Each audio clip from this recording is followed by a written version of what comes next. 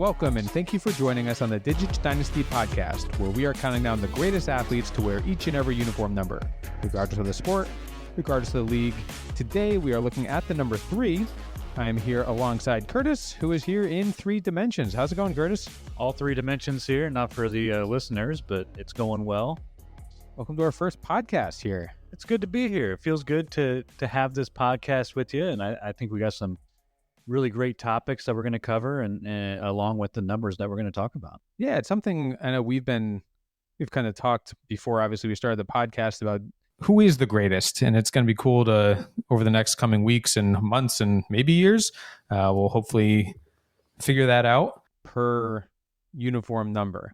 We might not be saying who's the best of the best for each sport, but we can figure out who the best number 1, number 2, number 3 is going to be. Yeah, I think the more we were talking before we started, before we decided that we wanted to do this podcast, the more we talked about each individual number, it's not as obvious as you may think who's going to be the greatest who ever wore that number specifically.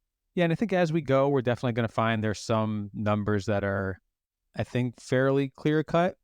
When we get to 99, when we get to 23, on paper, these are clear-cut winners. I know there might be some debate even among the 23, but we can agree on 99. I feel like when your nickname's the great one, we can probably assume that Wayne Gretzky will be the greatest greatest person to don the number 99. But it'll be cool to talk about other 99s that maybe had some significance, have some cool stories about them. Yeah, 99 is pretty clear-cut. You know, you brought up 23. Now, the obvious would be, the LeBron versus Michael Jordan debate. But being that LeBron wore a different number, it doesn't make it quite as clear for him to even be in the conversation, considering Jordan wore 23 for most of his career, 95% of it at least. So, in all 6 championships, he had that number 23 on there. Not the same story for LeBron, and even, like guys like Kobe Bryant, who split their careers up with 8 and 24, and there are others out there that maybe if they would have kept that same number their entire career, that they would be the clear choice. But that's why I love the conversation, because it's going to open the door for other athletes to be number 24, number 8, and maybe Kobe didn't do enough wearing one of those numbers to even find a spot on our wall as the greatest. Yeah, exactly. He is probably one of the top 5 basketball players of all time, and should he have worn the number 8 or the number 24 for his entire 20-year career, he could be one of the greatest of that number. Yeah, it's going to be interesting as we move on to see the different guys who wore the uniforms, who wore the numbers, and kind of what they did with that number. Each week we'll be putting out the new podcast with a different number each week, and it'll be great to go on this journey. Hopefully we get some listeners who are responding to us about maybe the significance they had with these numbers.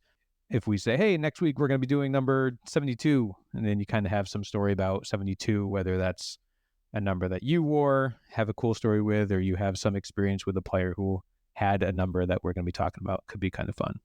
Yeah, it'll be a lot of fun. And we always love hearing from our listeners. And the great thing about sports is people do not always agree. What? And opinions are strong. So the person that we choose as the winner of the week, probably not always going to be unanimous with the listeners. And now with the listeners, I think each week we've decided that we are going to try to come up with one person, hopefully be not wishy-washy, but we will come up with a single guy or girl or horse or car, I guess.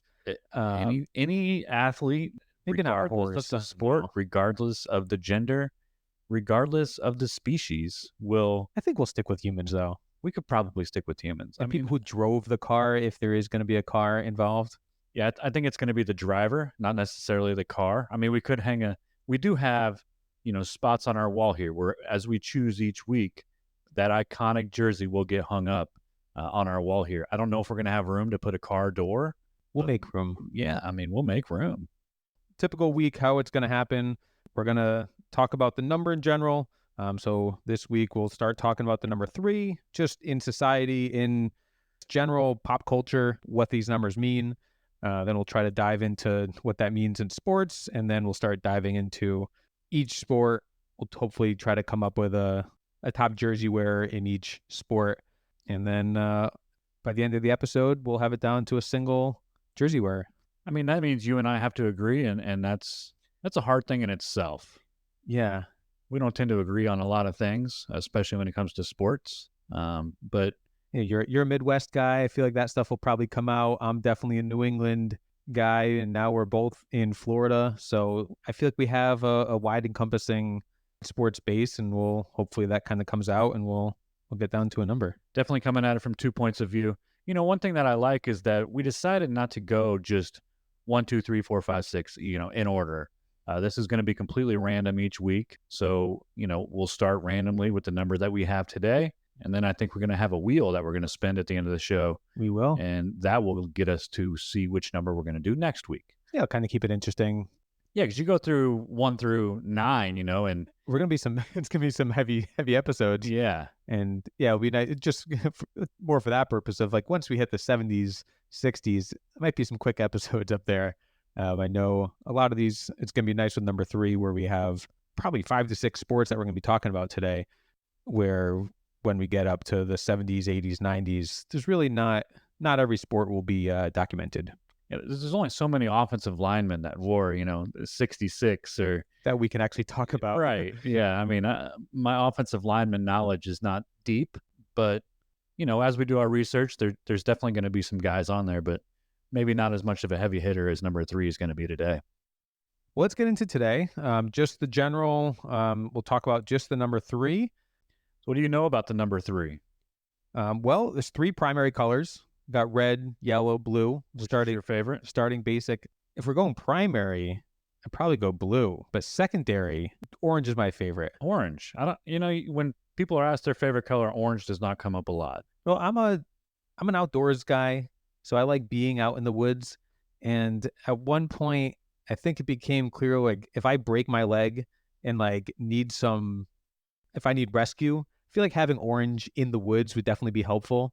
I had some friends that were like, oh, I want camo and I want to be hidden in the woods. And I was like, no, I want to be found. I'm picking orange. So your favorite color is orange. Orange. In case you break your leg. In case I break my leg. Got it.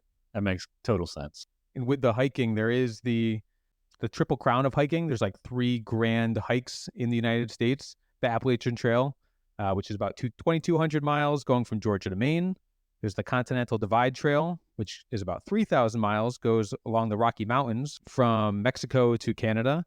And then the Pacific Crest Trail, which is about 2,600 miles, goes also from Mexico to Canada, but along the West Coast. And that's the Triple Crown of hiking. Try to do all 3 hikes in 1 year, you'd be a pretty good hiker. I don't think you'd be tired. Yeah, that would be very tiring. I think you can do it in a year. Mexico to Canada, that's, I mean. Well, you do all 3 of those, you're at like 8,000 miles. That's a hike. I'm not sure my pedometer could keep up with that many steps. But yeah, that'd be a lot of fun. I mean, I know you're an outdoors guy. So have you ever hiked any of those trails? Not the whole thing. Yeah, not the whole thing. Done a lot of the Appalachian Trail, the northern section, mainly. We've done the southern terminus at Springer Mountain in Georgia. We've done the northern terminus at Mount Katahdin in Maine. Haven't quite done all the middle part. Good chunk. And they do have also with the 3, they have the rule of 3. When you are in a danger situation, if you were to be stuck in the woods, they kind of have a couple different things talking about the number 3, where you have 3 minutes without breathable air before you would not do very well. 3 minutes? 3 minutes. In general, this is a general, you can't be like 2.5, and I think 3 minutes. 3 minutes seems like a long time to be without air. Well, don't be 3 minutes without air. Just keep breathing. I guess so. Okay, 3 minutes. 3 hours in a harsh environment. You don't want to be, this is extreme heat, extreme cold. Try to maintain your body temperature. What about 3 hours doing a podcast with you? That seems like a harsh environment. That would be extreme. Okay. Yeah. So we'll try not to keep it, we'll keep it less than 3 hours. Hopefully. 3 days without drinkable water. 3 days without water. See, I'm again, 3 minutes without air, 3 days without water. I don't know about that. That's pretty parched. And 3 weeks without food. I could go 3 weeks without food. I feel like that's more realistic than 3 days without water. And again, this is this is the limit. In a extreme, dire situation, keeping in mind, like, all right, this is one day without water, but I can do more. This is okay. Okay. I mean, 3 weeks without food. I usually have good reserves on. Yeah, I think we both have that. I make sure that when I eat, I am, keeping in mind the fact that I need to possibly go 3 weeks before my next meal. Always ready. Yeah, I'm always ready. Thomas Jefferson, third president of the United States. Hey, I mean, he's in the running for the top number 3. It's true. What would we, if we did pick him, what are we putting up on the... I mean, we're putting the Declaration of Independence up there, right? He did write the Declaration of Independence. Interestingly enough, he died on July 4th, 1826, the 50-year anniversary of the signing of the Declaration of Independence. That's wild. I did not know that. John Adams also died on that same exact day.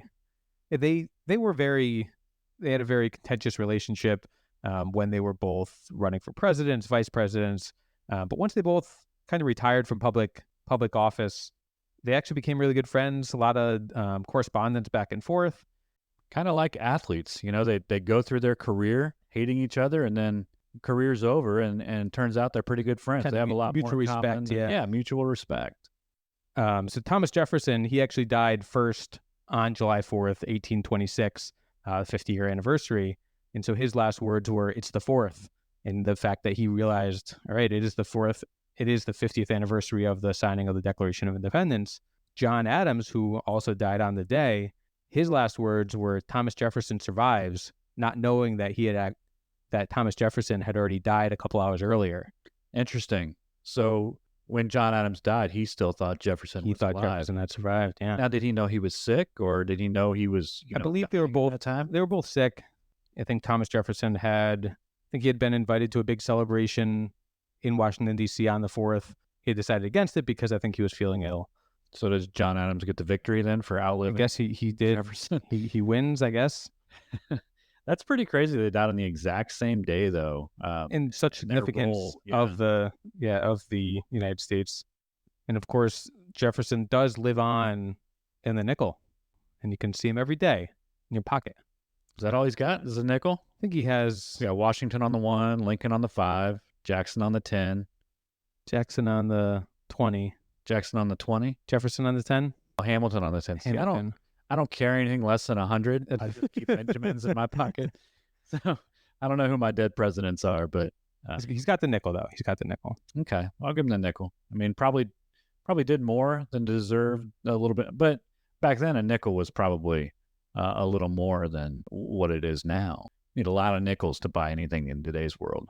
Well, during his presidency, he did have the Louisiana Purchase, which did increase the size of America by 140%. Yeah, he bought that for like a nickel. It was like a nickel an acre. I mean, I don't know what the price per acre was, but I mean, talk about a good investment. Without that purchase, America is not. Where's the Mississippi River? You know what I'm saying? His vice president was Aaron Burr, sir. I like it. I mean, I love that show, Hamilton. I love the soundtrack. And we talk about Thomas Jefferson. There's like a song, Thomas Jefferson gonna be president, and the King of England is quite happy that Washington steps down and now Adams is taken over. Kind of gets a little laugh. I'm glad you sang that so terribly so we didn't have to pay any sort of like fees to anybody. Yeah, I'm not going to go on to Broadway. I mean, I do have a good voice, but I'll just talk in this podcast. I won't sing anymore. Atomic number of lithium is 3. Lithium has that silvery white appearance, the lightest of all metals. It is pretty flammable, and you'll find lithium most common spot, lithium batteries. You got the Holy Trinity, the Father, the Son, and the Holy Spirit, but also the Holy Trinity of cooking, which is onions, celery, and peppers. Not to be confused with mirepoix, which is carrots, onions, and celery. Interesting. Sounds like a good start for a soup. Of course. Yeah, you're going to find mirepoix in most of your soups, but you go down to Louisiana and the Cajun cooking, that's where you're going to find the Holy Trinity, which is the onions, the peppers, and the celery. You can tell if a number is divisible by 3 if you add up all the digits. If that number is divisible by 3, then you know that the number you're looking for, it's also 3. And I still use that to this day. I love that It's a little math little trick. fact. And it's so cool that no matter how many digits there are, that if you add them up and that's divisible by 3, that's just crazy. I believe that works with 9 too. If you add up all the digits, if that sum is divisible by 9, I think it means it's divisible by 9. Love it. I just love that little fact about math. There's 3 barley corns in an inch. There's 3 feet in a yard, and there's 3 miles in a league. Have you ever heard of a barley corn before? No. It's a third of an inch. And I was like, wait, what is this barley corn? But it's like an old school measurement.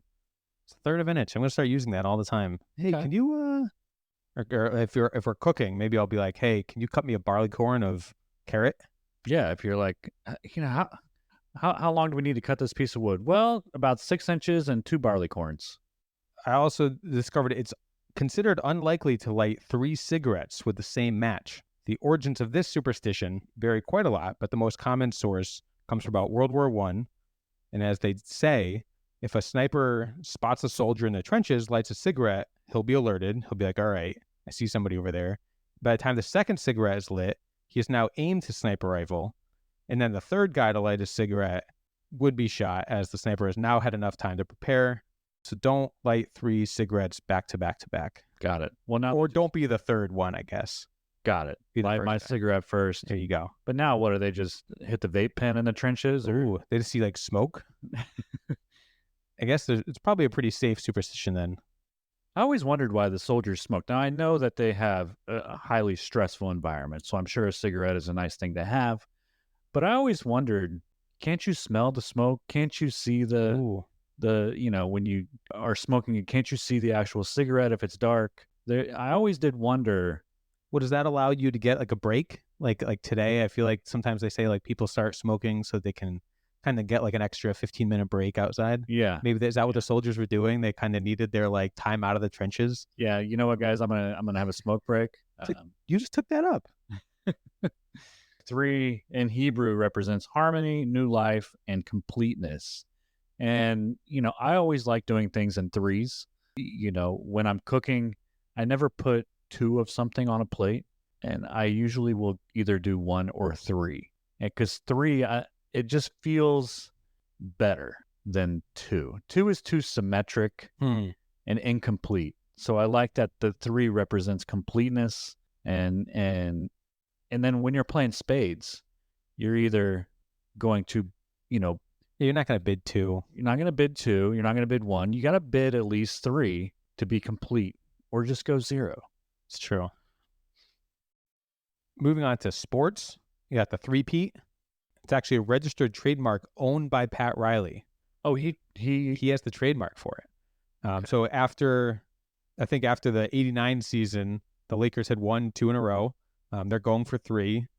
I think he has this idea like, oh, this is our goal for the season. We're gonna push for this, and I want to make some money on it, I guess. Ultimately, they did not win. They didn't win the 3-peat. The trademark, it's U.S. registration number 1552980. In case you're curious. Did you add those up? And is that divisible by 3? 17, 19, 20, it's 30. It adds up to 30. Divisible by 3. Whoa. And then in 2005, USC Trojan footballs, they were also going for a 3-peat. And despite the trademark already being existed, they called it the 3-peat.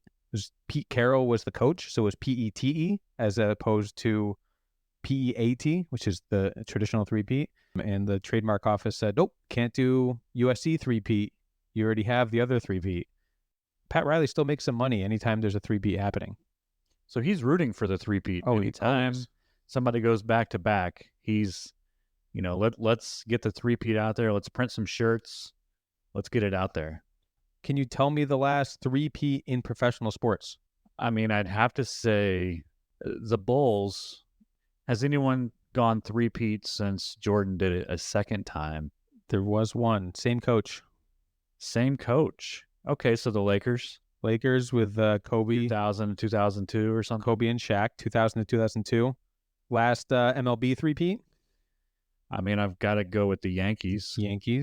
They had 3 in a row, but they also had 4 and 5 years. It's pretty impressive. Yeah, what they lost one there to the Diamond or to the They won it in 96 and then 98, 99, 2000.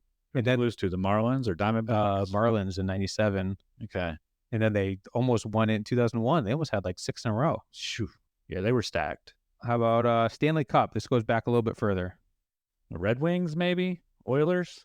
Islanders, 1980 to 1983. They actually had 4, Pete. Okay.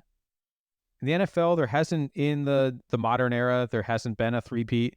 We are potentially one season away from having that. Should the Chiefs win this year, they would be the first team in the Super Bowl era. But the Packers back in 1929, 1930, 1931, they didn't have playoffs, but they won the championship.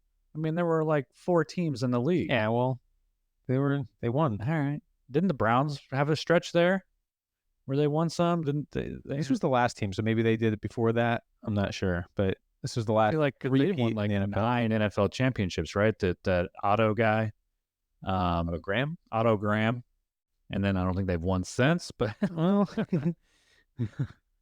yeah, okay, the Chiefs. I mean, is Taylor going to come out with a three-peat song at that time, and Pat Riley will then be super rich? He'll get that Taylor money. He'd like Taylor money. It's pretty good. NCAA basketball, UCLA was the last team to win 3 in a row. Well, I had like a 9. They actually, the 7-peat, 1967 and 1973. Tell me those players weren't getting paid. Yeah, they got that NIL money back. Played for the love of the game back then. Yeah, okay. UConn women, they had a 4-peat. They were the last team to do it in the NCAA women's bracket. They won 4 in a row, 2013 to 2016. They had also won a 3-peat earlier in the 2000s, in 2002 to 2004. It's pretty good, those UConn women. Did they lose a game in that stretch there? Didn't they go undefeated a couple years in a row? I think their record is like 111, which I think just spans like 2 seasons in a bit. 111, 100 wins, 11 losses. No, I think 111 wins in a row. 111 wins in a row. That's a lot of wins. Wow. I mean, that says a lot for the team that they had, but man, you'd think somebody would be able to pull 1 win out of there. Yeah, I think that second one was Brianna Stewart. She won all 4 championships she played in. That's pretty good. And never lost a game? Oh, she lost some games, but she won all 4 championships in her 4-year career. And then I just found it interesting. NCAA women's soccer, UNC, they won 9 in a row championships. That's just crazy. Yeah. Jimmy Johnson, NASCAR, didn't he run off 5 straight? He did pretty good. The 3-homer game in baseball, it's another rarity. I know 4 is the record, but 3 has happened a bit more. Babe Ruth was the first player to hit 3 home runs in both leagues. He did it once with the Yankees in 1930. He did it once with the Boston Braves in the National League in 1935. Merv Connors, you remember Merv Connors? Yeah, a good friend of mine. 1938, he played with the White Sox. Number 18, he was an infielder. He had 8 career home runs, but one of those games that he played in his 2-year career, he had a 3-homer game. So he's the fewest career home runs by any player with a 3-homer game. Merv Connors. War number 18.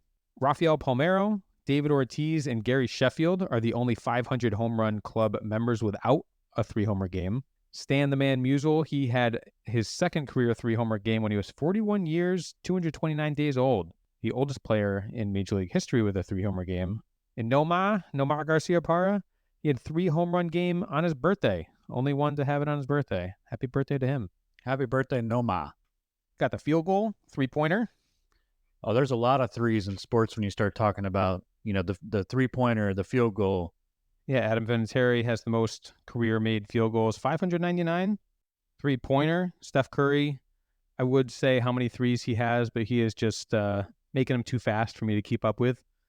So we'll follow up once he retires, and we'll find out. I mean, you'd think that that's an unbreakable record that he's setting right now, but the way the game is going, I know they're all cruising. I feel like kids out there now, that's all they do is chuck threes. So there's going to be another one that comes along that shoots it better than Steph at some point.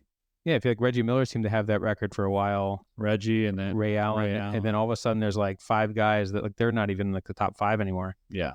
Got the hat trick in the NHL. Who do you think is the leading career hat trick scorer? It's got to be the earlier referenced great one. Is the great one. 50 career hat tricks. It's a Gordie Howe hat trick, getting a goal, assist, and getting into a fight all in the same game. He only had 2. So it's named after the Gordie Howe hat trick, but there's only He only had 2 in his career. Have you ever heard of the rat trick? I have not. In 95, the Florida Panthers, who had just kind of come into existence, Captain Scott Mellenby, he scored a rat trick, in the term coined by his teammate John Vanzenbroek. And before the game, he killed a rat in the Panthers locker room with his hockey stick and then scored a pair of goals later that night. And then when he scored a hat trick later in the season, some Florida fans threw plastic rats on the ice. This tradition continued for all the Panthers' goals throughout the 96 playoffs. And actually, when they just won the Stanley Cup this year, I remember seeing all these rats on the ice, and I was like, what is this? What's happening here? And had to look it up, and was like, oh, this is like a rat trick. Pretty interesting. I have heard of that. I've seen him throw the rat on the ice before, and I didn't know that was the story behind it, though. Interesting. Got the triple-double in the NBA. Russell Westbrook has the NBA record for career triple-doubles with 199. And Draymond Green, he became the first player in NBA history to achieve a triple-double without scoring 10 points. So he had 11 rebounds, 10 assists, 10 steals, and just 4 points. 10 steals. I know. Wow. And I think that triple-double record by Russell Westbrook is a little underrated. I mean, it really is. He's not looked at as one of the greats of all time, but he was doing it so often that it just became... It just another... It wasn't noteworthy anymore. Yeah, I mean, there was a game where he had, 50 points and, 15 or 16 rebounds and, and then obviously the assist to go along with it. I mean, just a crazy stat line. For so long, I feel like Oscar Robertson, he had averaged the triple-double for a whole season. And Russell Westbrook has done that 4 different times now. Crazy. We've got the strikeout. I strike out a lot in life, so 3 strikes, you're out. 3 strikes, you're out. 3 outs, that's the inning. Why do they have 4 balls then? They have 3 strikes, 3 outs. Why'd they do 4 balls? I don't know. It's just a question. Somebody knows, let us know.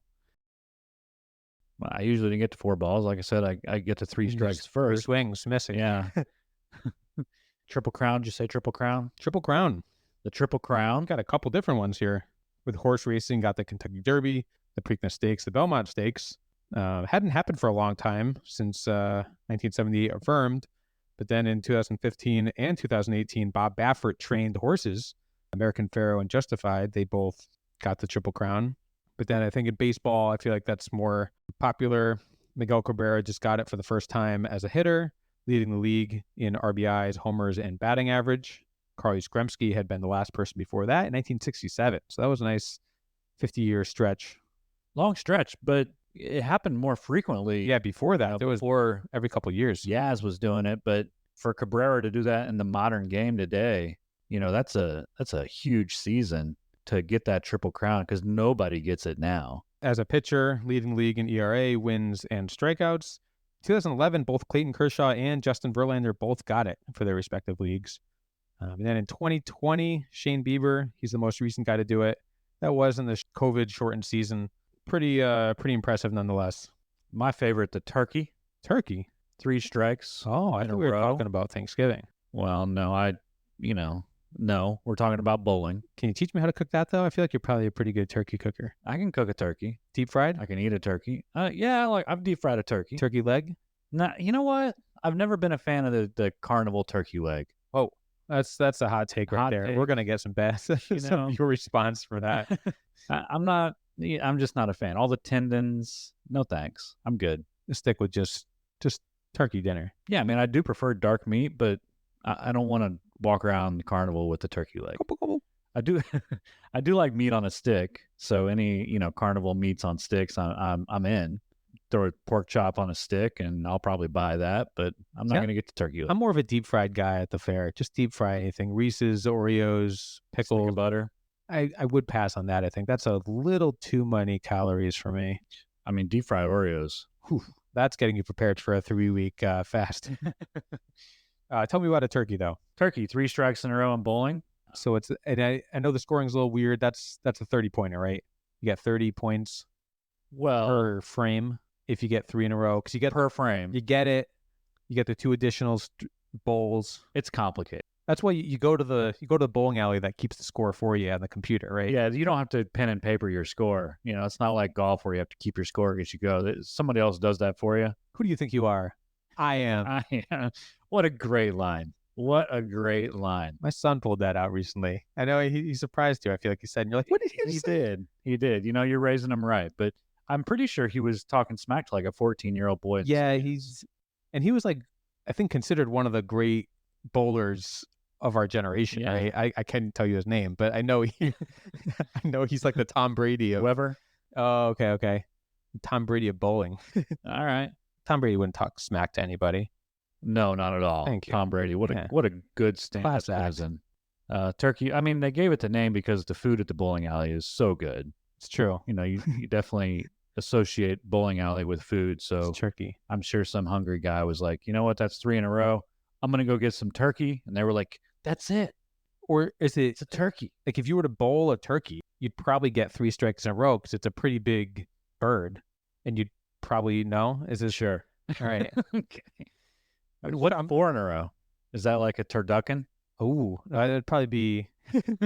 that's probably like a 9 because that's a turkey and a duck and a chicken, right? So it's Yeah. 3 different animals times 3. Okay. Yeah. That'd be a foul.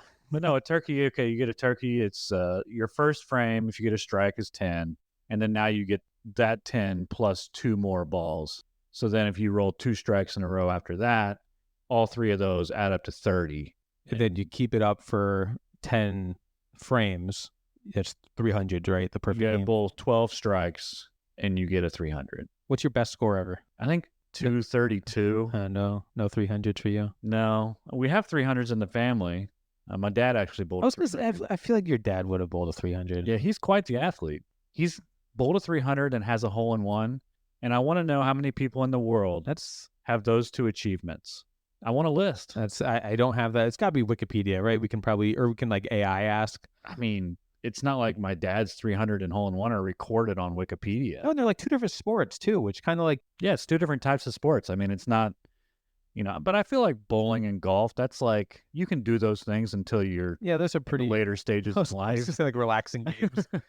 and like a cornhole. I think that'll be like that'll be the triple crown. No, yeah, get the backyard. four bags in the hole. Yeah, so the hole in one on the 300, I've never done either one. I'm on a mission in life to get a hole in one. I need to play more golf to get it, but You should start mini golfing because I count that as a hole in one in my book. I don't go into specifics when I do it, but I'm like, oh yeah, I got a hole in one. People are like, oh man, awesome. I mean, you're not wrong. And I'll try to say like, oh, I saw like a windmill in the background, and I'll kind of hint at it, but if they're not going to pick it up, then should we move on to athletes? I think that's all I got for my threes. All right, I'd say we start with baseball. Is that? I mean, we have a pretty iconic number 3 in baseball. The Great Bambino. The Great Bambino. Sultan of SWAT. And you would think that this is the obvious choice for who our number Colossus of 3 is going to Clout. be, and he has a very strong case. He does, but I think we're trying to be, we talked a little earlier about the Kobe's of the world might not be winning these rounds because they didn't do enough with each number. Babe Ruth, he actually only started wearing the number 3 in 1929 when the Yankees added jersey numbers. So before that, we're going to be talking about jersey numbers for the foreseeable future. I'll give you a brief little history if you don't mind. I love history. Big history guy. So assigning numbers to players was first proposed as a means to allowing the spectators to really easily identify each player on the field. And the practice of numbering the competitors in other sports was already happening. In 1894, it was suggested to the president of the Chicago Colts that his players should wear uniform numbers. And everyone who has attended ball games obviously knows how puzzled you're trying to find the player you want to watch. And then if they're kind of moving around the field, you really don't know where your favorite guy is. And so the simple plan was each man on the field has a separate number. He'll keep that for the season. On the scorecards, names of players with their numbers should be printed, and then everyone can easily identify any player on the field. It wasn't until 1907 when the Reading Red Roses of the Atlantic League numbered the player jerseys in an effort to help fans identify them. And the National Baseball Hall of Fame and Museum cites the Red Roses as the first team verified to have numbered their players. But then it wasn't until 1929, as I mentioned, that both the Indians and the New York Yankees were planning to start the season with the uniform numbers. Both teams were scheduled to begin their seasons on April 16th, but a rainout forced the Yankees to postpone their season opener, and the Indians became the first team to wear uniform numbers on the back of their jersey.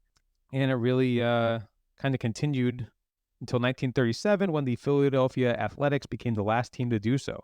The Yankees, they had didn't really give the players choices to pick their numbers. Babe Ruth was the third guy on the batting order. He was number 3. Lou Gehrig, he was number 4. He was the cleanup hitter. Now I think there's millions of reasons why players are picking their numbers. It's pretty cool to kind of hear some of those stories on why people are picking numbers. But it's a pretty cool, I think it helps fans identify players, helps us cheer and root for our teams. I think it's a pretty good addition. Yeah, I didn't know that. I didn't know that Babe didn't start wearing a number until 29, until we started, looking some stuff up about him. So very interesting. When you think of Babe Ruth, you obviously associate that New York Yankees number 3 jersey. Stripes and number 3. Yeah, but I guess he didn't wear number 3 when he was in Boston at all? No, not at all when he started his career as a pitcher. So he actually only had 243 of his 714 home runs wearing the number 3 on his back. So as much as I think he is a unbelievable player, one of the greatest baseball players of all time, I don't know, and we'll see what other players we come up with here, but I don't know that he is going to be our greatest baseball player or greatest number 3. Yeah, I mean, his greatest years were not 29 to 35, I don't think. Yeah, I'm sure he put up some good numbers, don't get me wrong, but in a career, I mean, I'm sure if you just broke it down by those 5 or 6 years there, that's probably not going to stack up. He won the AL MVP in 1923. He was the ERA champion 1916, the batting champion 1924. Doesn't count. 12-time AL home run champion. Maybe some of those will count. He pitched a combined no-hitter in 1917. Doesn't happen. That's a fantastic story. Isn't that the story where didn't he get thrown out of a game? Yeah, He pitched to the first guy. He walked leadoff man Ray Morgan, and then Ruth, who I feel like probably was a little hothead, he got himself ejected. Ernie Shore came in relief. Ray Morgan was caught stealing after Shore's very first pitch, and then the righty retired the next 26 batters for a no-hitter, 27 up, 27 down. That's awesome. And Babe Ruth pitched to one guy, and it's a combined no-hitter. Put it in the books. Counts in my book. If you're getting a hole-in-one in mini golf, I'm giving them the no-hitter. You got Harmon Killebrew from the Twins. He had 40 home runs per season 8 different times, tied for second behind Babe Ruth, and number 12 all-time with 573 home runs. 564 of those as the number 3. He wore the number 25 and 12 in his first few years with the Washington Nationals. So 564 homers as a number 3. Didn't hit too many home runs there in his first couple years. He was waiting for the right number. I suppose. You get that number 3 and you channel your inner Bambino. Bill Terry played on the Giants. Oh, yeah, I remember Bill Terry. He's the last NL player to hit 400. 1930. Over 100 years, almost 100 years ago. Tony Gwynn didn't hit 400? No, it's crazy. I saw something about Tony Gwynn where looking up Greg Maddux and Greg Maddux, Tom Glavine, John Smoltz. I think between the 3 of them, they only struck him out a few times. Yeah. Maybe 3 times. I think he hit like 400 against them. I mean, that's just crazy. Those guys are some of the greatest to ever do it, especially in that era. And Greg Maddux, I mean, he struck everybody out. Yeah. And, Tony Gwynn just... hard to believe he didn't hit such an eye, like for must have coming in slow motion, the pitches. Like he just see the ball so well. Yeah, he was definitely blessed with some eye-hand coordination there. I think I've seen something too where like if he had 1,000 more at bats after he retired, struck out in every single one of them, I think he still would have hit 300 as a career, like just for basically not doing anything. Well, I'm surprised he didn't hit 400. I know there's been somebody in the AL that's done it. I think Ted Williams is still the last guy to do it. 406. But then Ted Williams, he went up on his last at bat too, and they were like, see, that's respect. There was a doubleheader in the last game. I think the first game of the doubleheader, after playing that, he was 400, like 0.1 or something. And the manager's like, hey, Teddy, why don't you just rest? You already had the season over. You already got 400. Hasn't happened in a while. And Ted said, no, I'm gonna keep playing. You think Bill Terry did that? Bill Terry, because I never heard of Bill Terry until just about 30 seconds ago. I think Bill Terry was probably his side gig was like a milk delivery guy. And if he hit 400, they'd give him like a bonus nickel or something. Dale Murphy Love me some Dale Murphy. Back-to-back MVP awards, not in the Hall of Fame, though. Not in the Hall of Fame. Not in the Hall of Fame. Back-to-back MVP, not in the Hall of Fame. Was he on steroids or something? Why are we leaving this guy out? Yeah, I don't know. It's a shame. I feel like you win an MVP, you should be on the top of the list for the Hall of Fame. You should be. Alan Trammell. Ooh, Alan Trammell. Another good one. He's one of 18 guys to spend 20 years with the same team. The Detroit Tigers? Detroit Tigers. Him and his teammate Lou Whitaker were number 1. They hold the AL record for playing together, 1,918 games. They set the major league record for turning more double plays than any other shortstop second baseman combination. And they both debuted on the same day, September 9th, 1977, Fenway Park. They both singled in their first big league at-bats against Boston pitcher Reggie Cleveland. And Whitaker's last hit came about 19 years later in 1995 at Tiger Stadium, walk-off 3-run homer. And then the next year, Trammell got his last hit against the same pitcher that Whitaker had his last hit on.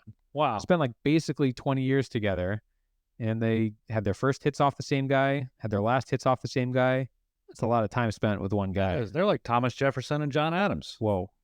Except they got along probably when they were like in their prime. That's pretty cool. I mean, I would say that's probably a record that's not going to be broken, that turning into double plays. Yeah, because the way free agency works today and the way guys are always on the run chasing that bag.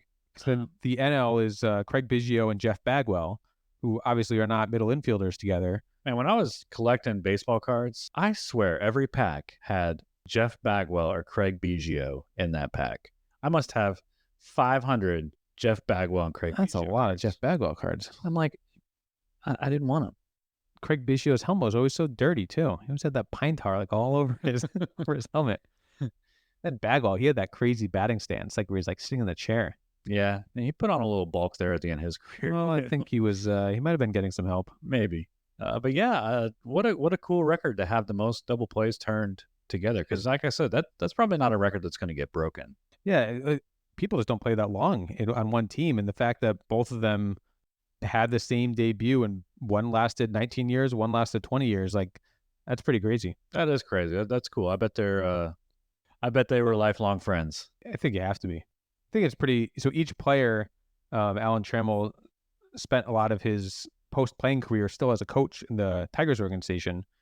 But there's no, so each player must have their own unique number, but there's no rule requiring coaches to have unique numbers. So in 2015, Alan Trammell, who wore obviously 3 for his lengthy career as a shortstop and manager, he returned to coach first base and wore 3 again, but the number was actually belonged to Ian Kinsler. So it was a rare instance that a coach and player were both wearing the same number in a game. We're some Florida guys here, and got to mention Evan Longoria, really just iconic Tampa Rays, Devil Rays. I don't know, I gotta say them all. But he won the Rookie of the Year in 2008. He also had the iconic 12th inning walk-off home run in his last game of the 2011 season, which bumped the Red Sox from playoff contention and moved the Rays into the AL wildcard spot. Yeah, what a game. What a night of baseball. They have that 162 landing out there and their baseball stadium. What a line drive home run. That barely cleared it. Yeah, but now they have this spot at the stadium where the baseball went over the fence, and now you can sit in that little area where they call it 162 landing. But what a game. What a night. What a lot of fun to be a baseball fan that night, because the NL had that thing, kind of a similar story going on there. Didn't quite end in as dramatic a fashion as Longoria was able to do, but I know that they had it coming down to that last game as well. So there were a lot of games on the slate that night that had to be, had to fall into place just right, and the Rays were able to get in the playoffs there. Couldn't quite pull off the World Series, and they went to the World Series that year, I believe. I think they did. So if they would have been able to pull it off, that would have been quite a run. Yeah, it kind of put the Rays back on the map. Back on the map? I don't know. I feel like that kind of... Were they on the map before? They were on a map. Not the baseball map. I feel like they were always kind of the last team in the AL East and kind of like the, little brother of the AL East. And they finally were kind of saying, hey, we're still here. If I'm an expansion team and they're like, yeah, come on into the league, we're going to put you in the AL East. Anyone else? Can I I go to the NL? Yeah, going up against the Red Sox and Yankees. Come on. That's not really nice. But they've been able to, have some good seasons here as of late. Haven't been able to get it done, but yeah, Longoria had a great career. I'm sure they're going to retire that number there pretty soon. Jimmy Fox played back in the 30s. 2 X's, 1 X, Double X. That's a good nickname. Double X. Yeah. Not Jamie Foxx, who is does not wear a number as well. He doesn't wear a number. But Jimmy, he was a 3-time MVP, 9-time All-Star, 524 home runs. He was the second player to reach the 500 career home run plateau, and he had 58 homers in 1932. I think he held that. It's pretty impressive to get that many home runs back in the day. In fact, there were a couple of these guys like Fox and Ruth who kind of broke out and just hit some homers. Alex Rodriguez wore number 3 for a little bit. He had worn 3 with the Mariners and the Rangers for about 10 years. And then when he moved to the Yankees, he was number 13. Was number 3 not available? I think someone was wearing that one. There's like 22 numbers that have been retired by the Yankees, like running out of like space for other people to come on. I think there's like 77 numbers left. And are there any single-digit numbers left to be worn? I feel like there might be one, but I don't know who that would be. Which one? I think 1 is Billy Martin. 2, obviously, Derek Jeter, Babe Ruth, Lou Gehrig, Joe DiMaggio. I think 6, Joe Torre. 7 is Mickey Mantle. Remember that Seinfeld episode when he wants to name his kid 7? It's a good episode. Seinfeld and sports, I feel like we're going to have that coming up a few times. Yeah, we'll have to make sure we get those in there. I think 8 is Yogi Berra. And it looks like Bill Dickey, too. Yeah, they retired 2 number 8s. 9, Roger Maris. But that's just what they're going to have to start doing. They're going to have to start recycling. Yeah. Yeah, that's it. So no more single digits left. Derek Jeter snuck in, got number 2. Yeah. And then had a 20-year career and said, nope, no one else is taking this number. It's crazy that Jeter was number 2. Yeah, that number was even still available. Yeah, and then he obviously wore it so well. But there are some teams in some sports where you get the number because that's kind of who the best player on that team is. Okay. And, I know like the Cowboys, if you wear 88 as a receiver, they're not going to retire 88. But you're kind of like kind of an honor to wear it. I think I want to say with Jeter where they kind of said like he was a small guy and they kind of said, here, no real reason, but he got the number 2. Yeah, I don't think when he came in the league that they were going to think that he was going to be in that. Yeah, he was projected, but he wasn't. Yeah, I think going to be the elite of the elite. No, he wasn't going to be captain. But what a crew of 1 through 9 there. Babe Ruth, Joe DiMaggio, Lou Gehrig. That's Mickey Mantle. Damn Yankees. And A-Rod, so he was wearing the number 3. He had 345 home runs, including his career high 57 in 2002. He had signed that one 2001, signed a 10-year, $252 million deal. 3 years earlier, the Rangers had been bought for $250 million. So he cost more than the Texas Rangers. Wow. It's crazy. Hey, I think those guys, I know that this is debatable, but I think those guys are in it. When you play 160-some games, if you're playing for a team that's selling a lot of tickets, you're watching these guys. I'm paying to see you guys play. That's 80-some 81 home games, and they're coming to watch you play.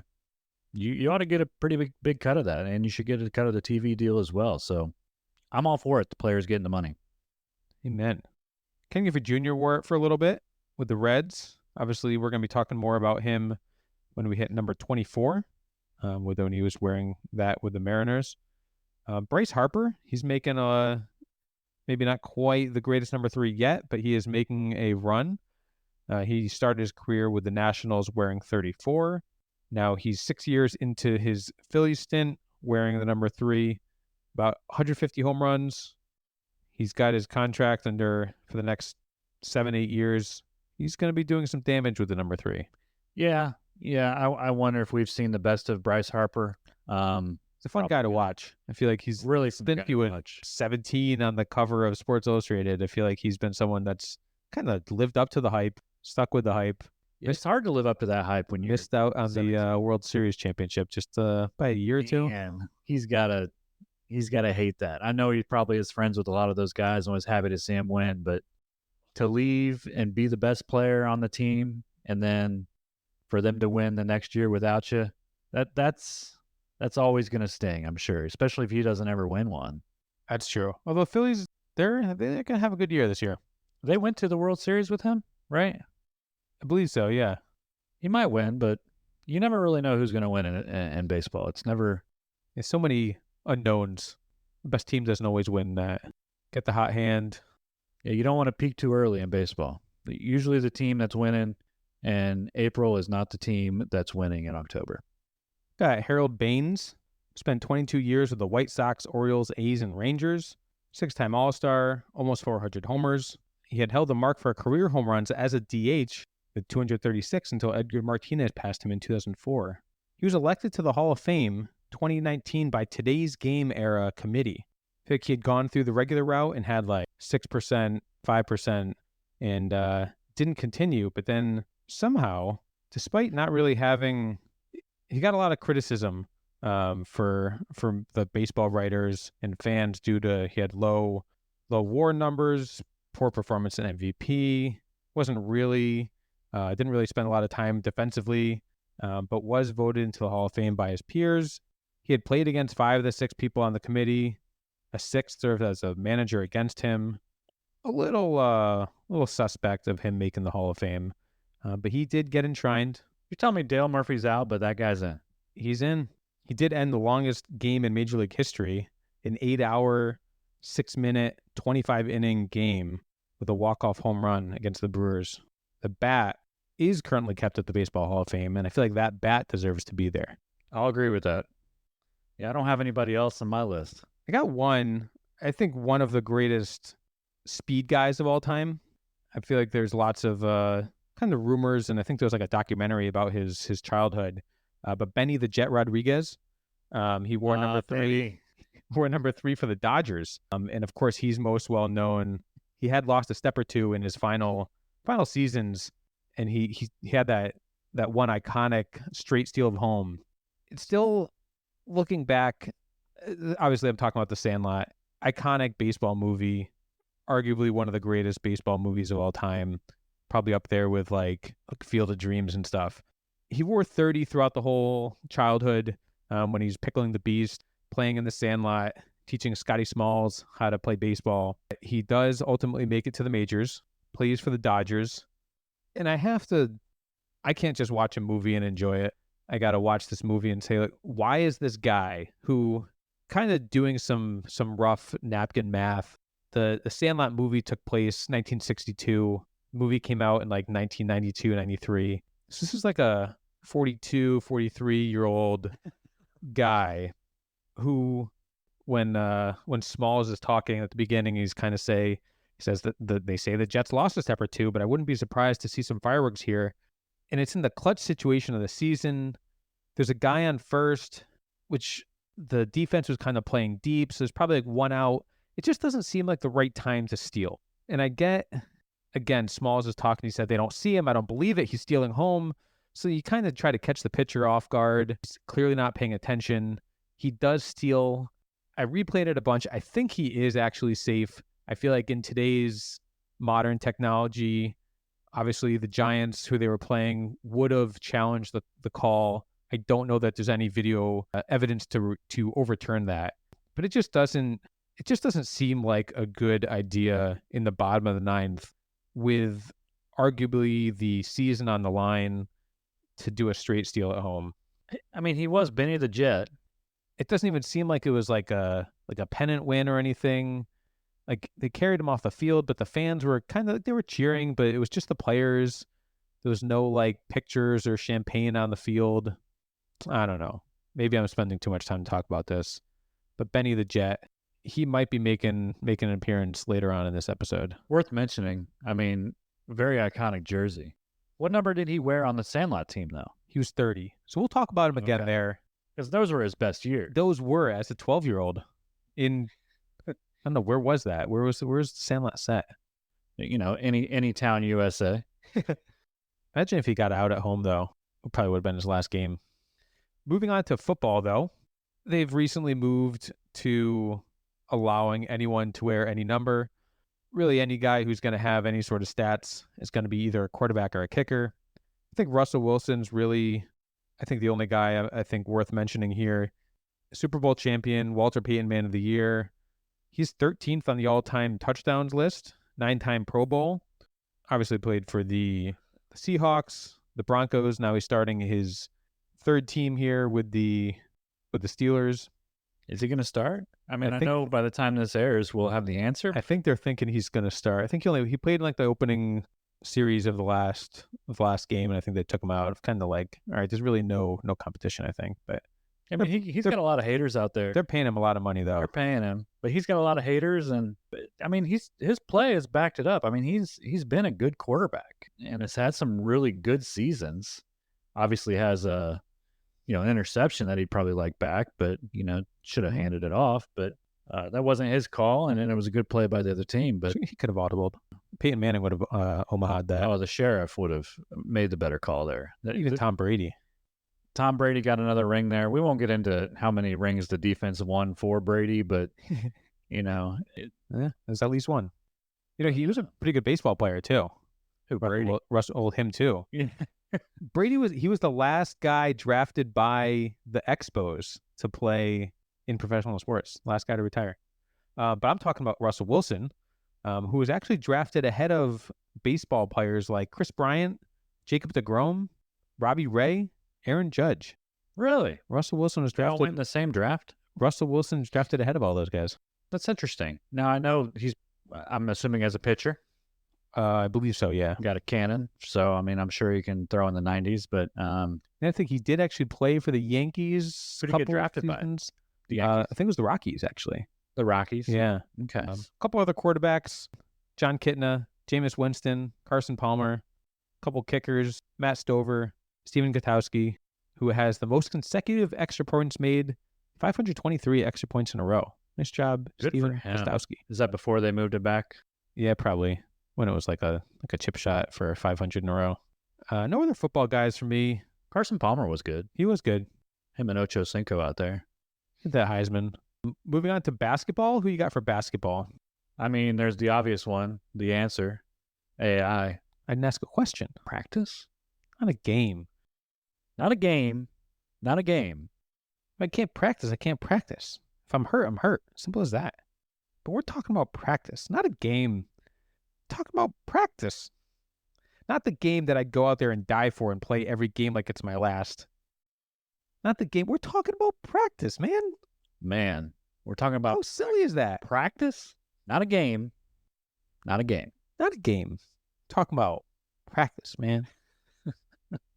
Iconic. I love it. But Iverson, I mean, I know that D. Wade also wore 3. Iverson changed the game.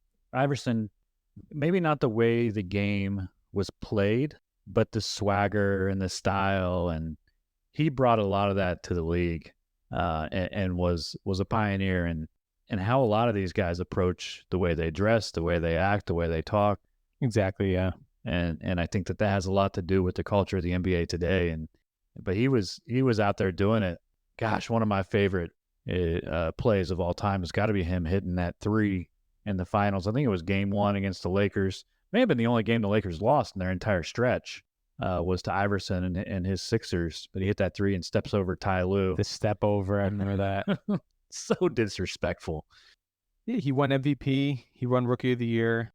One of 3 players in NBA history to have a career average of at least 26 points and 6 assists, along with LeBron James and Jerry West. Some pretty good company. Yeah, crossed over Jordan. I knew he got that chance and just crossed him up and hit a jumper. And I know he talks about that being one of his favorite plays of all time. Yeah, Ben Wallace. He wore 3 just for a couple years, about a 5-year period in his first stint with the Pistons. He won 4 Defensive Players of the Year as an under 7-footer, undrafted. He was, I think, considered one of the greatest undrafted players in NBA history. Won the NBA championship in 2004. He was a solid defensive guy in that team. Oh, he was the heart and soul of that team, too. Chauncey Billups, Rip Hamilton. Yeah, but that team... Tayshaun Prince. Had the personality of Ben Wallace. He was the heart and soul of that team. And just a force in the paint there, to be to be reckoned with. Yeah, you didn't mess with him, but Ron Artest. I was going to say, that was the malice, right? Yeah, he got fouled. I think I can't remember who came in, but Artest, obviously a head case, came in and Pacers were killing him that night. Game was over, and I forget who was that came in the game and told Artest, "You can get yours now." And Artest went and fouled him and got it. And the rest is history. Then yeah, it was. I would not have wanted to be a security guard or Detroit that night. Yeah, but a good player. And then obviously D Wade. I mean, probably the greatest Miami Heat player of all time. He was never the highest paid player on his team. Well, he had Shaq, and then he had Bron. And again, at the beginning of his career, he wasn't a high paid guy. I found that an interesting stat that you would have thought that he was always probably one of the better players on this, like obviously one of the best 2 to 3 players on the team at any one time. I know they had Bron and Bosh and Alonzo and Shaq. Yeah, and I think Udonis Haslem is still playing. I think yeah, he's in like 62. Yeah, he's in his 36th season. Good for him. I think he's playing with his grandkids.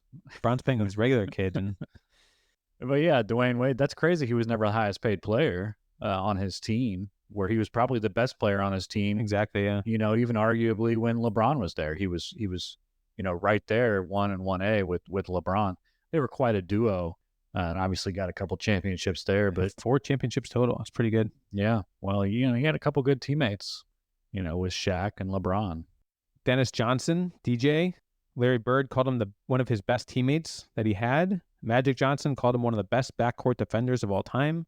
He had won 2 championships with 2 teams, the Supersonics and the Celtics. 1987, he had that famous steal in the Eastern Conference Finals, Game 5. Celtics are down 1. Larry Bird stole the inbounds pass by Isaiah Thomas with 5 seconds left, passed it to a sprinting DJ who converted the difficult layup, 1 second left in the game. Johnny Most, I feel like he has that famous call. Now there's a steal by Bird. Underneath the DJ who lays it in. But what a play by Bird. I mean, that was a good finish. It was not an easy layup. To get the steal and then to have the sense to go on offense, and I have to make this in 4 seconds. Yeah. That's pretty impressive. Yeah, it was quite a finish. I mean, I could have seen that, not going in. And then you don't have the iconic steal. It's just another play that gets forgotten about. But I love Larry Bird. I love Larry Bird stories. That's because you're an Indiana guy. Well, yeah. He is the hick from French Lick, but he wore 33. Can we give it to him? 3 and 3. Ooh, we'll just double him up. Yeah. I think we'll save him. Divisible by 3. That's true. I love Larry Bird and Pete Maravich. They played on the same team for a year or two, and something along the lines of, Bird's getting double teamed and talking smack to Maravich, who was, not a terrible player. And he's like, well, if you were any good, they wouldn't double team me. Something like that. But man, he could talk trash to anybody. And then Chris Paul, who is now still playing, has played for 7 teams: New Orleans, Hornets/Pelicans, Clippers, Suns, Rockets, Thunder, Warriors, and now is currently going to be starting his next season on the Spurs. Nicknamed CP3 because his father, brother all share the same nickname, so he is the third CP. But he's called, the point guard, the skate instructor, won the Rookie of the Year, 12-time All-Star, 9-time All-Defensive Team, 6-time steals leader, 3rd in career assists. He's about 200 shy of passing Jason Kidd for 2nd. I don't think he'll ever catch John Stockton. I think that's one of those records will probably stick with John Stockton for the lifetime of basketball. Yeah, I mean, it depends on how long LeBron plays. He's got to be getting up there in assists too. I think he's 4th actually. So, I mean, 22,000 points, 2-time Olympic gold medalist. Also served as the president of the NBA Players Association for about 8 years. Still has those State Farm ads. I mean, that's not a bad resume. He's missing something on there, but not a bad resume. Championship, which I feel like we got to have some weight on championships. I know we're the Digits Dynasty podcast here. We're going to be talking a lot about numbers, but the championship numbers, I think they're gonna weigh the decision here for us in some of these as we kind of move through the weeks. I feel like I know that there are team sports, and most of the sports we talk about are team sports. Got 2 gold medalists though. Okay, yeah, I mean that's great, but you have to carry your team to a title. to have an iconic jersey. It's hard to have an iconic jersey without a title. There's only a handful of guys that can do it. I don't think a Chris Paul, especially when you're playing for 7 teams, what jersey do you put up there? It's not iconic at that point. Lob City, the Clippers with Blake Griffin. That was a good team, but they didn't even come close to winning. But yeah, too bad that he hasn't got a championship. I know he's been chasing it here the last few years. On the Spurs now, got Victor Wembanyama. I think they're got a good team. Yeah, he's Wembanyama is going to be around for a while if he stays healthy. Yeah, Chris Paul is running out of time though. I think he's 39. He's running out of time. I don't see the Spurs winning it. Not in the next couple of years. You got Pop, but no. Moving on. But none of our guys, and besides Ben Wallace, Allen Iverson, Chris Paul, neither one of those guys. D-Wade. AI made it to the finals, right? 1 year, 2001. Yeah, against the Lakers there, and in the midst of a three-peat. You got D-Wade and Ben Wallace. They won, but that's a tough one. Who is the best basketball player to wear number 3? I think baseball's pretty clear cut with Alan Trammell. Bill Terry. It's true. He has been mentioned in the podcast. 400 hitter. I can't say that about everyone. Babe Ruth wasn't a 400 hitter in any season. I'm just saying. Quick mention of a WNBA player, Diana Taurasi, who might be a little biased here being a UConn alum, but Diana Taurasi, probably the greatest women's basketball player to ever suit up. For now. She is the all-time WNBA leading scorer by almost 3,000 points. She's the only one to hit 10,000. She just won gold at the Olympics in Paris. She is one of 3 people ever to win a gold medal in 6 different Olympics in the same event, which is pretty impressive. So she's won gold in every Olympic since 2004. We're giving it to her. Did she score any points in that last Olympics? She was the glue that kept the team together. Yeah, okay. Listen, the vet who sticks around, Olympic gold medalist, to even go to 6 different Olympics. Just to be one of the top 24 years, one of the top 15, 20 players in the league at any one of those years. So she went to UConn. She was a Husky. She went 139-8 in 4 years. Wow. Won 3 NCAA championships. She then was the first overall pick in the draft and won 3 WNBA championships. She won 1 MVP. She won the Rookie of the Year. Probably one of the greatest women's basketball player of all time. Not only the greatest women's basketball player of all time, but easily the best to wear number 3 there in her sport. She had some choice words for, Caitlin Clark coming into her rookie season here. And yeah, you gotta earn your way up. Yeah. She's trying to make her eat her words a little bit, though. And I think that, that's hurting her legacy a little bit. She's now probably going to be more remembered for what she has said and maybe less for what she's done. I'm sure she's still going to be remembered as the GOAT of her sport. It wasn't exactly rolling out the red carpet there for Caitlin Clark, but it makes it even that much more interesting to watch. It is exciting to watch. One more sport that I feel like I am going to have to turn over to you to kind of explain this stuff to me in NASCAR. Dale Earnhardt, the Intimidator, he is worth mentioning here. I'm not a NASCAR guy. I know you are. I like taking right turns and left turns. I'm not just the left turn. You use your blinker? Most of the time. Dale Earnhardt. We have some great nicknames in this, with this number, with, the Answer, with the Intimidator, with the Great Bambino, and the Salt and the SWAT, and all the nicknames that Babe Ruth has. Killer Killebrew, So, but Dale Earnhardt, 7 NASCAR championships, 76 wins, 26 poles. Just dominated his sport for well over a decade, and he's the only driver in NASCAR history to have at least 1 win in 4 different decades. That's pretty crazy. That is crazy. You have to time that right. If you start your career and you want to start in 79, right? If you started in 71 or 81, you're not going to go 4 different decades. But yeah, very impressive nonetheless. He even has 70 second place finishes, 281 top 5 finishes, 428 top 10 finishes, and that's 428 top 10s in 676 career races. That's dominance. So, pretty much guaranteed he's going to finish in the top 10. Led more than 25,000 laps in 406 races, and, believe it or not, received more than $40 million in winnings And that doesn't include all the sponsorships I'm sure he had going for him. That's back when there wasn't not a ton of money. I feel like now everyone gets paid a lot more money, but back in the $40 million. 70s, 80s, that's a lot of money. Yeah, $40 million you get in a season now. But, you know, to kind of add to his legacy, he literally left it all out on the track, passed away participating in the sport that he did, and, you know, was a very sad day for not only NASCAR fans, but all sports fans. And he kind of was one of those few athletes that was able to transcend his sport. I think that everyone knows who Dale Earnhardt is and was, whether you are a race car fan or not. Still remember where I was when I heard the news.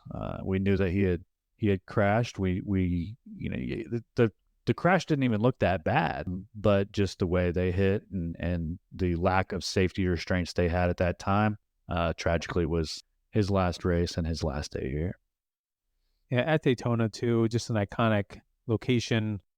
Yeah, it was definitely a tragedy indeed. Yeah, I mean, Michael Waltrip won the race, and hard to celebrate the win when, you know, your friend and your comrade pass away there.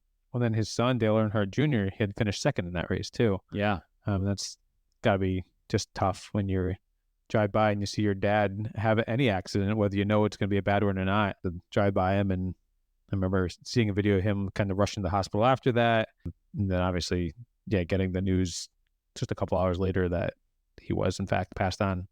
But nonetheless, he did dominate his sport and is easily the greatest number 3 of his sport. And I don't know how many NASCAR guys we're going to be talking about on this podcast, but when we're talking about number 3s, that black Goodwrench number 3 car with Earnhardt behind the wheel, you don't want to see that in your rearview mirror. No, that's when you just put on your blinker and let him go. I'll put on my blinker for that. Yeah, I don't want him bumping me because he's probably sending me into the wall. And woof, how intimidating to see. You probably see his mustache back there too. What a great mustache.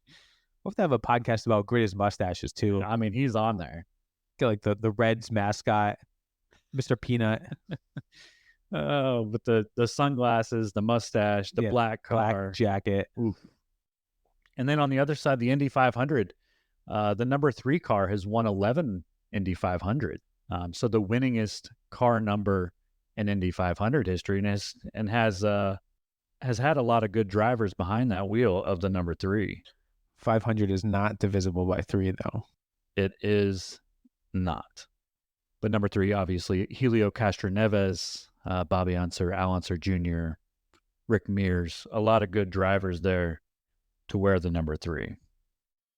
All right, so I think now we're going to move on. I think we need to pick out the greatest from each sport. That's going to move on to our final section where we'll kind of battle it out and see who the number 1 guy is.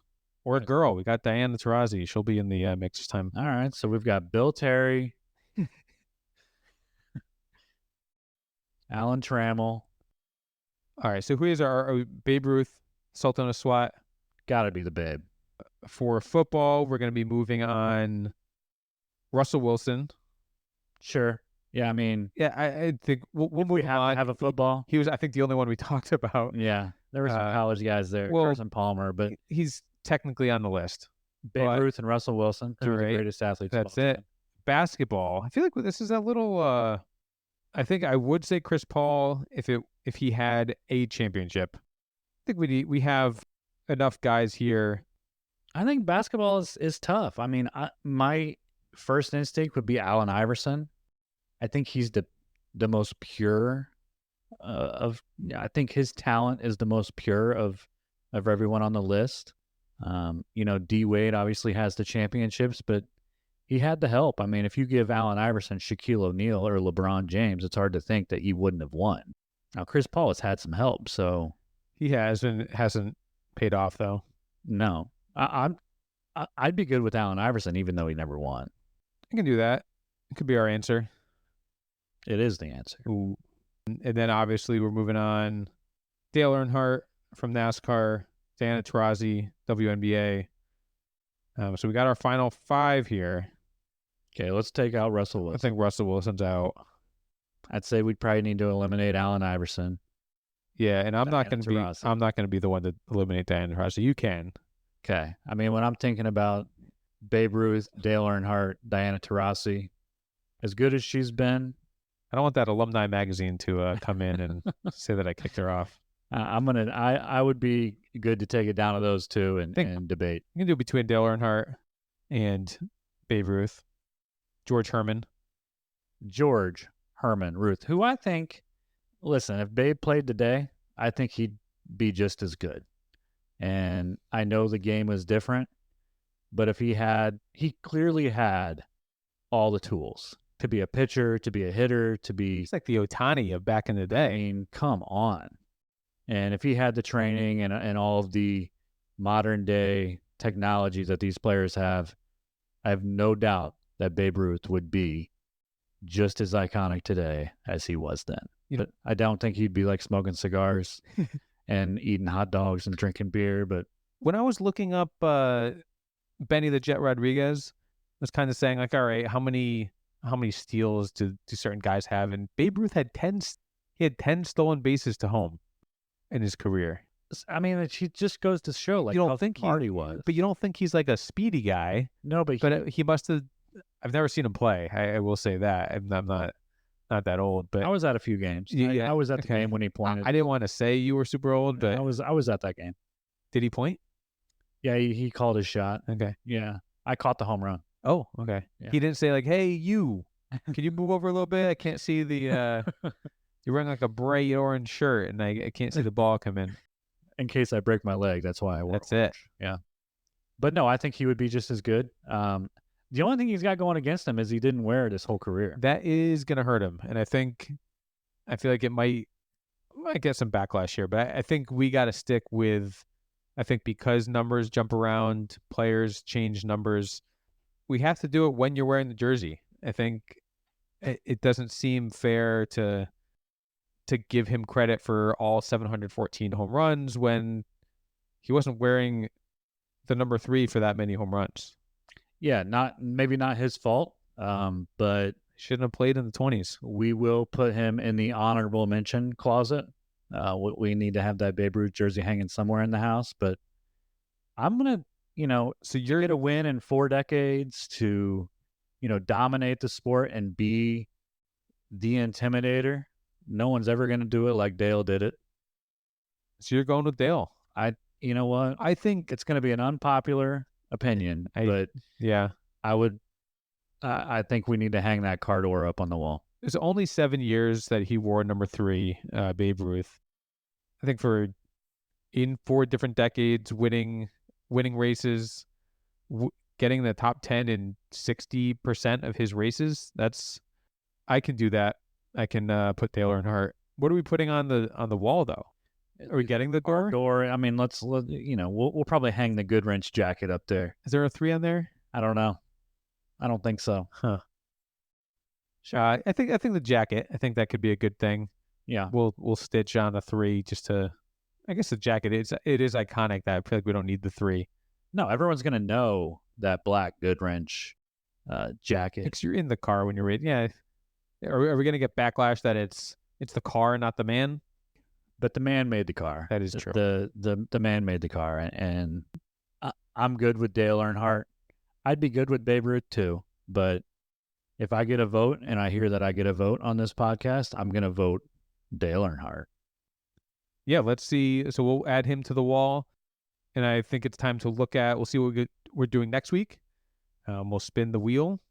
So we got 100 numbers in the wheel here, programmed in 0 to 99.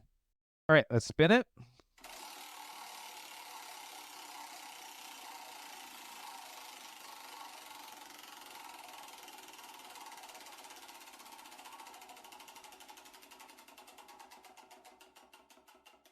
Number 40 will be our second episode. Okay. 40. Anybody come to mind? I'm thinking Sean Kemp. Kemp. Basketball. Oh, Bill Laimbeer. That's true. Yeah. That one dunk that Kemp had. Ooh.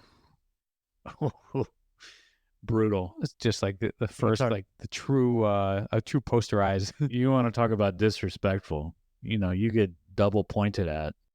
That's brutal. Is that Gale Sayers? Was he 40? Gale Sayers, short but amazing career. Yeah, he did have a short. Can't wait to dive into his stats. Got to watch a movie here before next week. Brian song? Brian Piccolo. Gosh, don't make me cry today. I guess I shouldn't laugh at that. I didn't think this was going to be a crying podcast. You do. Every time I start crying, you laugh at me. That is true. You cry a lot. You push me down and double point me like Shauna Kemp. Bartolo Colon, I think he is a 40. He's going to be... I like Bartolo. I know you do. I know you've got a soft spot in your heart for Bartolo. Extra soft. He's another guy who's not going to worry about fasting for 3 weeks. He's got his reserves. There we have the greatest number 3 of all time in our books, Dale Earnhardt. Write us, let us know if you agree, disagree, if there were any players that we missed. Our email address is digitsdynastypodcast@gmail.com. Next week, we're going to be looking at the number 40. If there are any players that are not to be left off the list, any stories that need to be told about players who wore the number 40. Our email address again is digitsdynastypodcast@gmail.com. First episode, how do you think we did? Amazing. Obviously. Amazing. It was a lot of fun. Yeah, it's fun to kind of finally get it going. Again, like I said earlier, I'm excited to kind of see where this goes. I like the discussion. I like the research, kind of learning about some new guys that maybe you didn't really know about or you kind of know about, but you can learn a little bit more about. Yeah, and I feel like I finally am going to have something where when we come home from the bar or restaurant, we've watched a game together. Then when my wife says, "What did you guys talk about?" I'll just put on the podcast. Ooh, there you go. Because she's like, "What do you mean you didn't? Did you ask Blair about his kids?" No, I didn't even know Blair had kids. I know, that's crazy. We just talked about sports the whole time. She's like, "Yo, you talked about sports the whole time?" It's possible. Yeah, we did. So some of what, this is kind of just what we talk about when we go out. So it's nice to have it behind the mic and share our vast wealth of knowledge with the people. Remember, there's heroes and there's legends. Heroes get remembered, but legends never die. Thank you for listening, and please join us again next week as we count down another number on the list.